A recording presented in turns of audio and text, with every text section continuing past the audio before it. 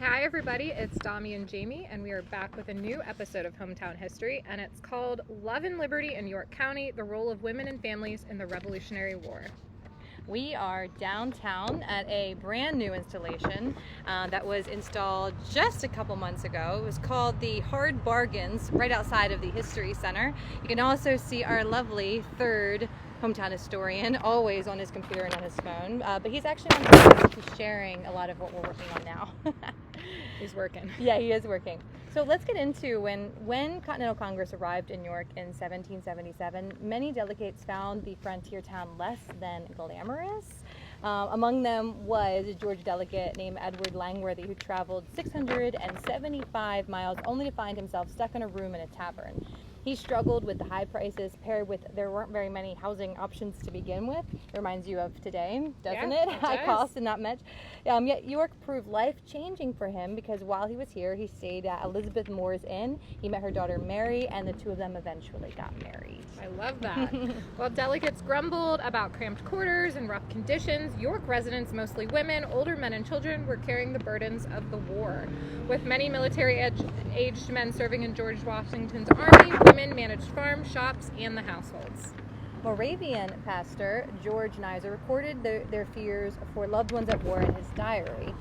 He wrote this in his diary in July of 1775 after the York County Rifles, a predecessor to Dami's 87th Regiment in the Civil War. Shout out to the 87. They marched off to join Washington in Boston. He wrote in his diary, "How many prayers and tears will now be brought before the Lord by parents for their children, by children for their parents, by wives for their husbands." Hits home to the human cost of war. It really does, absolutely. But we don't want to make it sound like every person disliked coming to York. So Massachusetts official Timothy Pickering fondly recalled staying with a widow whose spinning wheel hummed quietly beside him as he worked. Congressional President Henry Lawrence praised the hospitality of Catherine Hartley, whose husband Thomas was away fighting in the war.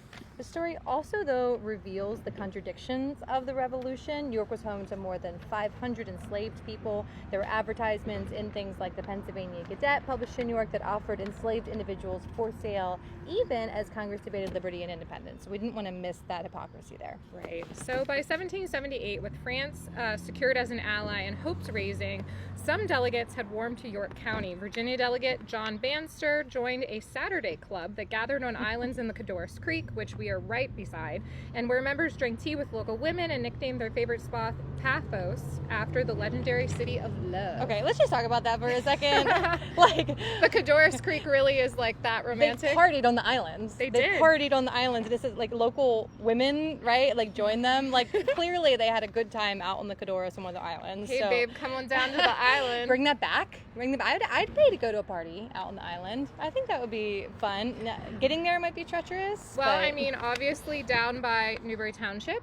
Yeah. They have the islands out in the Susquehanna where people do still have summer homes. Yeah, and right. They do have like float trips and stuff. The Codorus, I don't know. And they even farm out there. They do. They still have corn. Yep. So the history of Congress in York is more than just about the treaties and the constitutions. It's a story of the homes that are turned into boarding houses, the spinning wheels and the taverns and the lonely spouses and anxious families, the unexpected romances, ordinary people whose daily sacrifice helped sustain the American Revolution.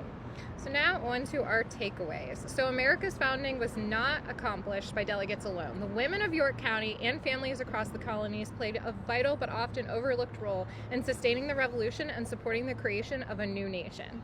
So stay tuned for more episodes this summer. We just published one last week on Articles of Confederation, but then we also have the SPCA and their 100th anniversary. We're going to be at the Lincoln Highway. We're going to be at the Shoe House. We're just really busy, and we want you to come along for the ride. Lots to look forward to this summer. Bye, guys. Bye.